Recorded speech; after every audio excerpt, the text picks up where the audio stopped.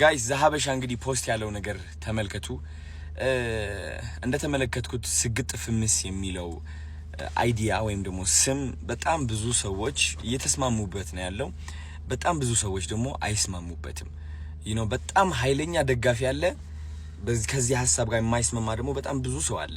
እና እኔ አሁን የቪዲዮ እየሰራሁት ያለው አንደኛ ነገር ለምትደግፉት የሐሳብ ወዳችኋለሁ፣ የሁላችንም ሐሳብ ነው። ለማትደግፉት ሰዎች ደግሞ መጀመሪያ በምን ማስረዳት ፈልጋለሁ መሰላችሁ?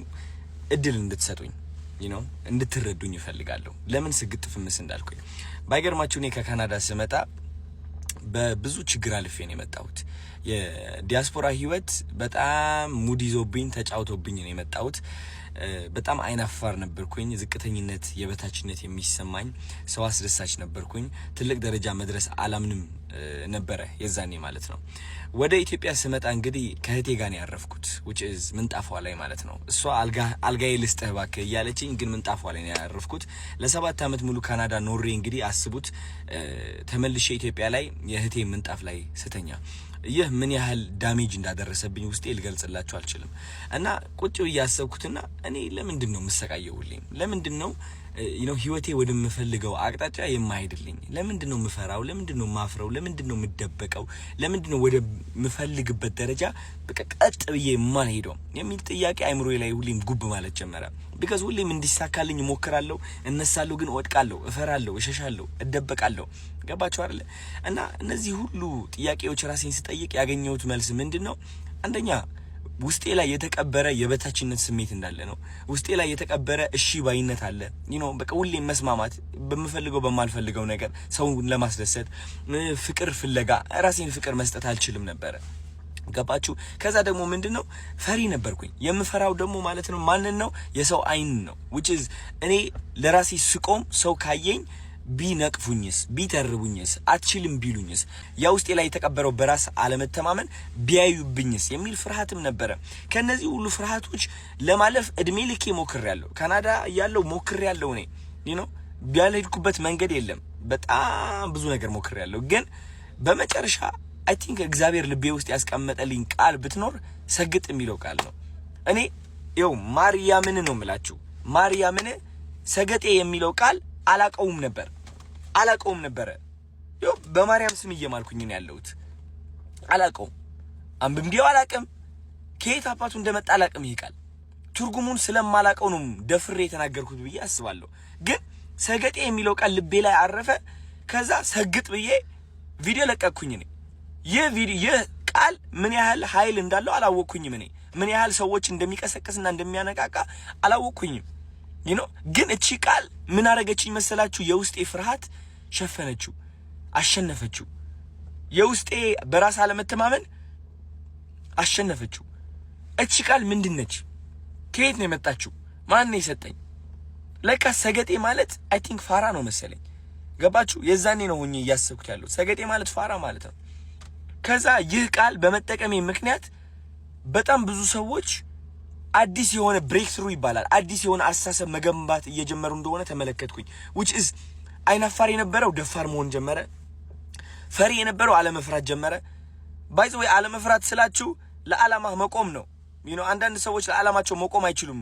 የሚፈሩት ተረባን ነው። ባይ ዘ ወይ ኦኬ፣ የሚፈሩት ተረባን ነው።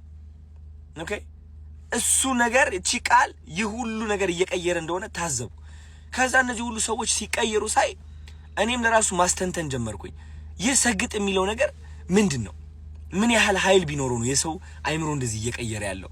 ለካስ እንደ አንድ ኢትዮጵያ በጣም የሚያጠቃን ነገር ምንድነው? ዩሊንታ ነው። ዩሊንታ በጣም ያጠቃናል። ጎረቤቴ ምን ይለኛል የሚለው አስተሳሰብ በጣም ያጠቃናል።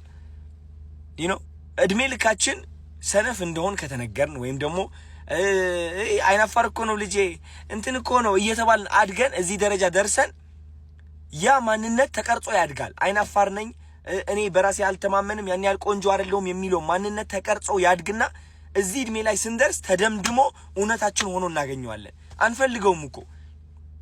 ገባችሁ? ከዚህ ማንነት የምንወጣበት መንገድ ምንድነው? መሰገጥ ነው።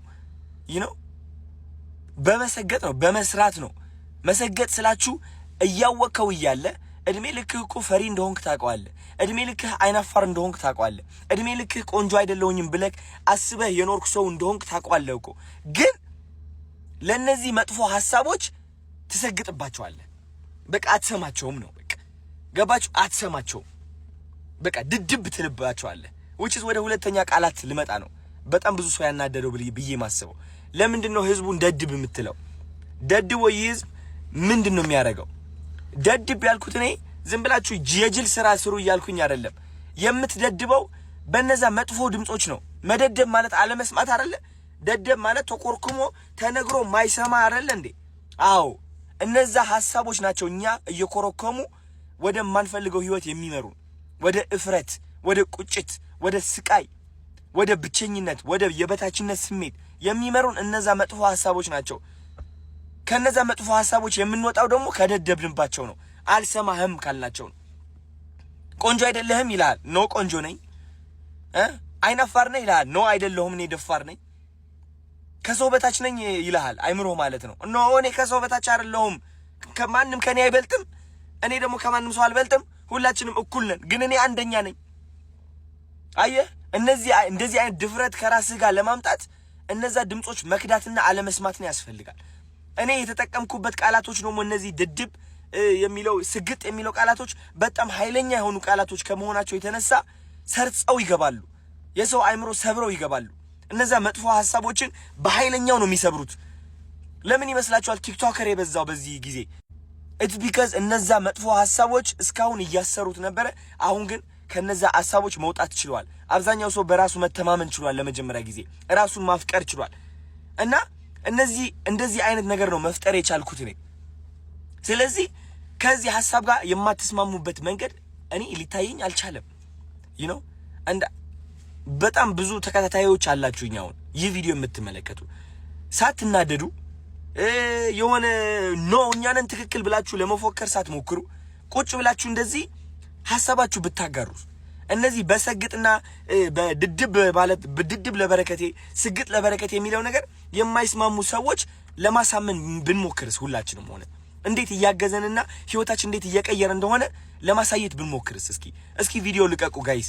በእኔ ሐሳብ የምትስማሙ ከሆነ ቪዲዮ ልቀቁና አወንታዊ በሆነ መንገድ ለማስረዳት እንሞክር። እንዴት እነዚህ ቃላቶች ፍቅር እየገነቡ እንደሆነ ኮንፊደንስ እየገነቡ እንደሆነ እስኪ እናስረዳ። ወይስ እኔ ብቻዬን ተሳስቻለሁ እንዴ? ገባችሁ? አብረን እስኪ እናስተምርና እናሳይ።